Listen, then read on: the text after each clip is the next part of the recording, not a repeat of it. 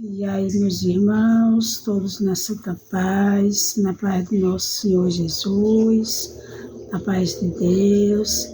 Deus abençoe a vida de todos, sejam todos abençoados, protegidos e guardados e guiados pela guia do Espírito Santo.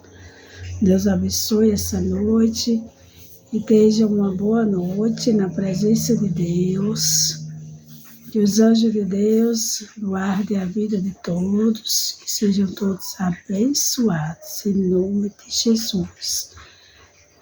Quero agradecer ao nosso Deus por essa noite que o Senhor tem nos dado, pelas vidas, pelas bênçãos e vitórias, por Deus ter nos abençoado poderosamente, em nome de Jesus. Deus abençoe todos, na graça do Filho de Deus. Amém, meus irmãos. Deus abençoe.